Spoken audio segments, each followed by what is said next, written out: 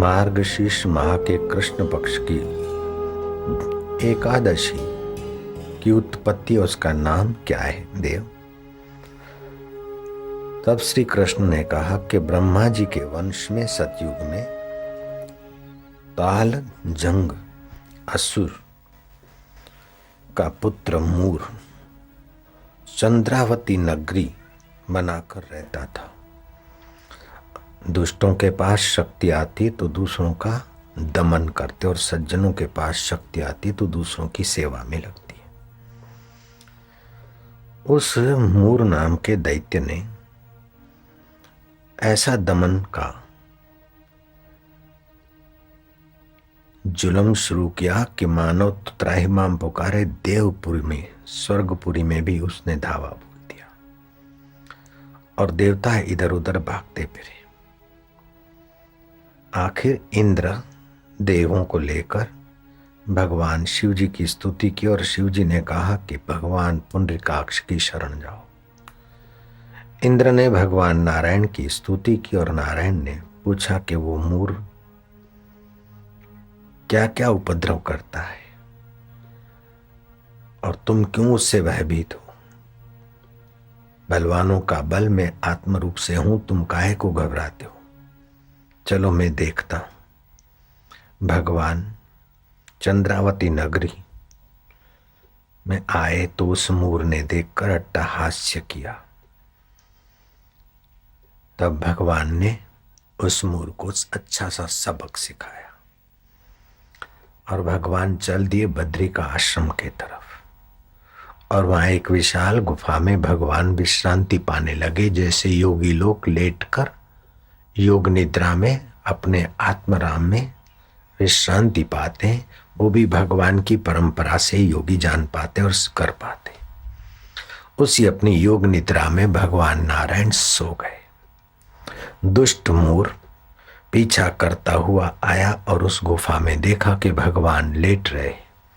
भगवान को मारने के बद इरादे से जो ही मूर आगे बढ़ा लंबी विशाल गुफा में, तो भगवान के श्री अंग से भगवतीय सत्ता का अंश निकला और देखते देखते वह दिव्य अस्त्र शस्त्रों से सुशोभित कन्या ने मूर दैत्य को ललकारते हुए उससे युद्ध किया और उसको स्वर्ग पहुंचा दिया।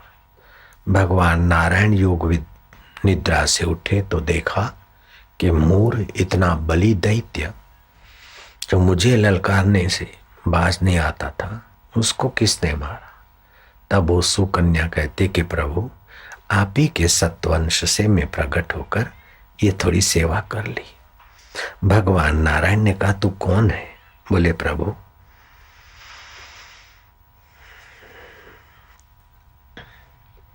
मैं एकादशी हूं। 5 कर्म इंद्री, 5 ज्ञान इंद्रिय और 11वें मन को एकाग्र करने वाले पुरुषों की ओज सत्ता तेज सत्ता एकादशी के नाम से जो कही जाती, प्रभु मैं वही हूं। मैं तुझ पर, तेरे पराक्रम पर, तेरे साहस हिम्मत पर प्रसन्न हूं, तू मांग ले। तब उस एकादशी ने भगवान को हाथ जोड़ते हुए कहा कि प्रभु इस एकादशी की उत्पत्ति की कथा जो सुने और एकादशी का जो व्रत करे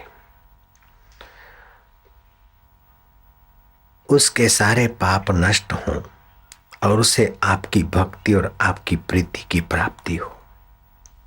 सारे तीर्थ करने का फल, सारे व्रत करने का फल और 1000 व्रत करने का फल जो भी होता हो वो मार्गशीर्ष माह की कृष्ण पक्ष की एकादशी के व्रत करने से हो। भगवान नारायण ने वरदान दिया कि एवं अस्तु। एकादशी चाहे शुक्ल पक्ष की हो चाहे कृष्ण पक्ष की हो, एकादशी के दिन चावल स्वास्थ्य के लिए और मानसिक प्रसन्नता के लिए हानिकारक है, चावल नहीं खाए जाते। एकादशी के दिन अन्न खाना स्वास्थ्य के लिए और पुण्यमय जीवन के लिए उचित नहीं माना गया है। जो एकादशी के दिन व्रत रखता है और भगवान नारायण का स्मरण चिंतन करता है, दिन को सोता नहीं और मैथुन नहीं करता, दुर्जनों का संग नहीं करता और दुष्ट वाणी नहीं बोलता, उस पुण्यात्मा के पुण्यों की बराबरी अश्वमेध यज्ञ करने वाले भी क्या कर सकते। ऐसा एकादशी का बड़ा महात्म्य है।